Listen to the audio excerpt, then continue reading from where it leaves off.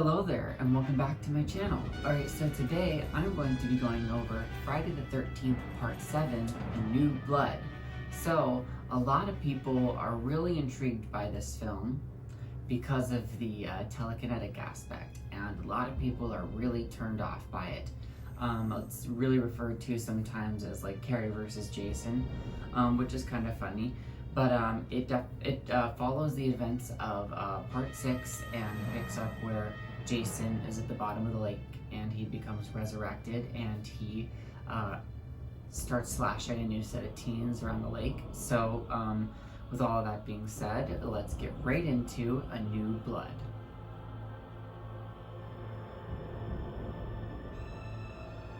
Okay, so I know that this is not everybody's favorite, but I did happen to really like this one, and especially after how much I liked Part 7, I was really kind of weary of this one. But I loved the opening and kind of like what they show you the character work of like her telekinetic background and like the trauma with her dad and stuff. This is the sequel that introduces Kane Hodder as the actor for Jason, and he plays him in the next 3 installments, so this one, so 4 in total. And he does awesome, a great job. I understand why everybody loves him. His dedication to the role was really, really great. He's just menacing.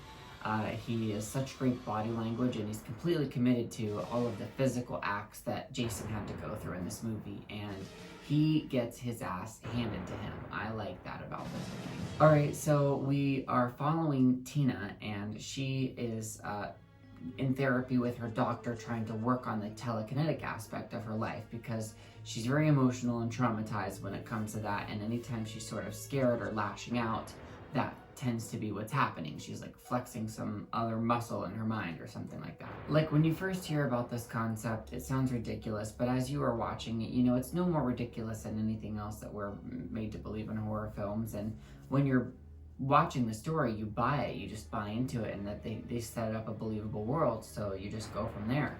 And I really loved the mother aspect too, that she was kind of watching over for her daughter, and she really had her best interest in heart, which is why it made it so sad later whenever that asshole like sacrifices her instead of whatever happens, you know? So I do really enjoy the kills of this film, even though that they are cut back a lot, and that is a shame, but I mean, there are so many iconic things like Jason getting his machete, which is the best, or where he's carrying that giant like saw blade weed whacker.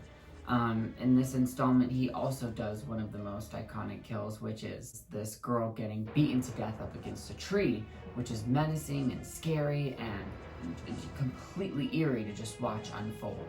And there's some other scenes like whenever they're skinny dipping and the guy gets the axe to the face, where you get a little bit of the close-ups of the special effects makeup and stuff. So yeah, definitely a shame that they cut some of the blood back. I would have loved to have been able to see that. Maybe one day we'll get a release where they put all that stuff back in, if that's even possible. I don't know.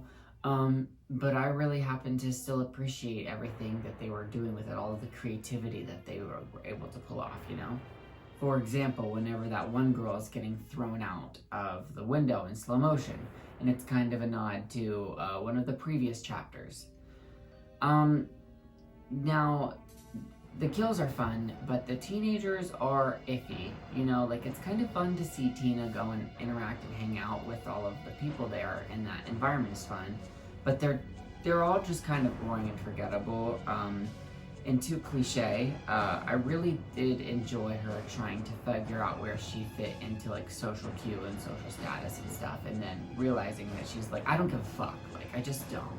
Could be because that she has bigger issues, you know, but like I like this movie because I like the final girl, and that is very, very important for a horror movie, especially through this franchise whenever it's kind of been hit or miss.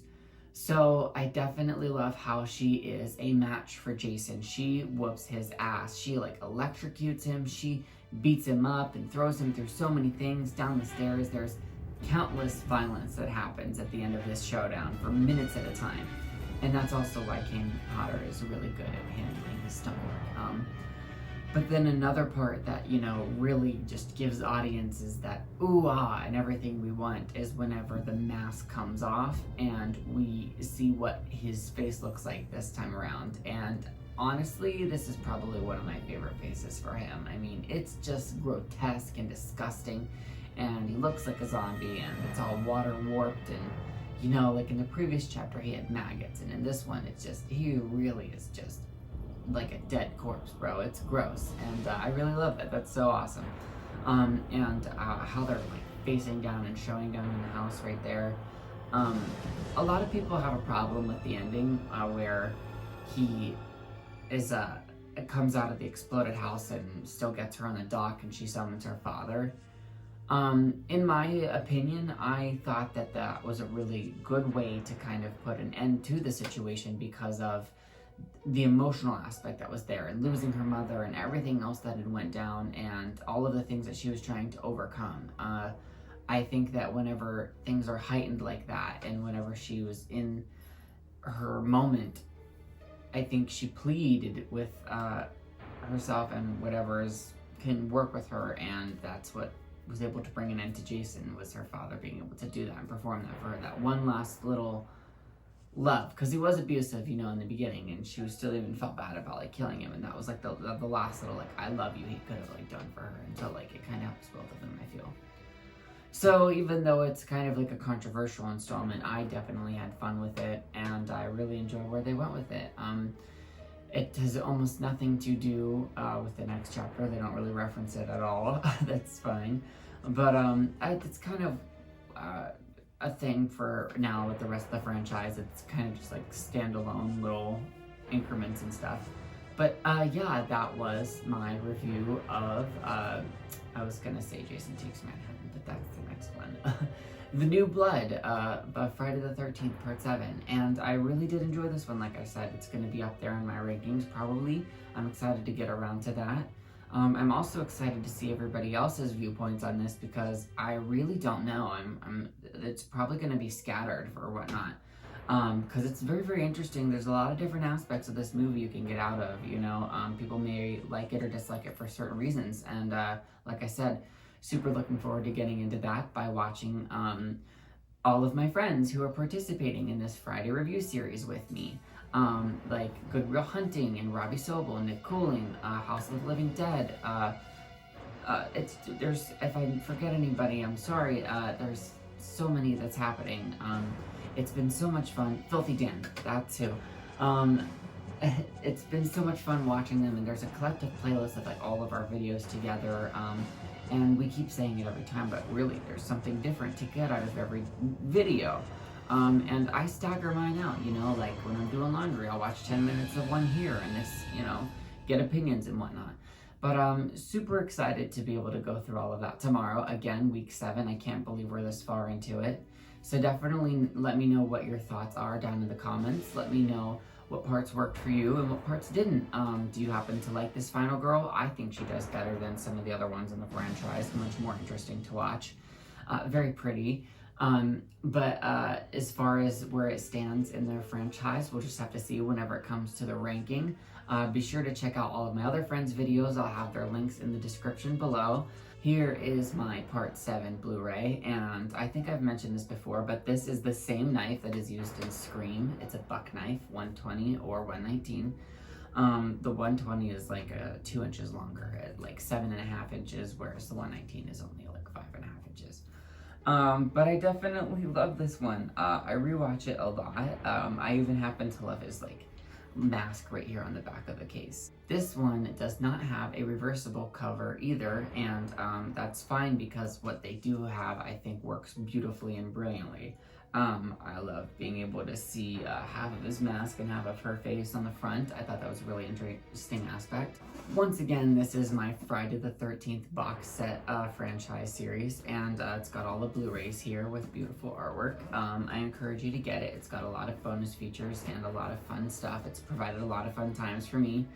And it's beautifully crafted. It also comes with a bonus little booklet at the end of this thing to show you all of the good little bonus features and stuff that come along with it. So I definitely recommend it if ever you have the opportunity. Also, in case you guys may or may not know, if you don't, it's pretty soon here coming up, since we're on Part 7 right now. There's only episodes 8 and then 9, and then 3 weeks from now I'll be on the House of the Living Dead channel watching Jason X with Chris Snyder.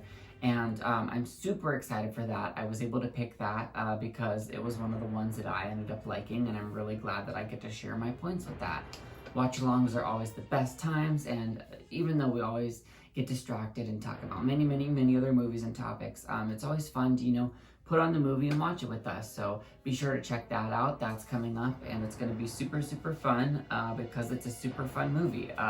Definitely looking forward to it. It's one of my favorite Jason movies up there on my ranking, and I definitely can't wait to share with you why I love it. So yeah, look forward to that coming out here really soon. And check back for whenever I post something new. And hey, thanks for watching. I'll see you the next time. All right, bye.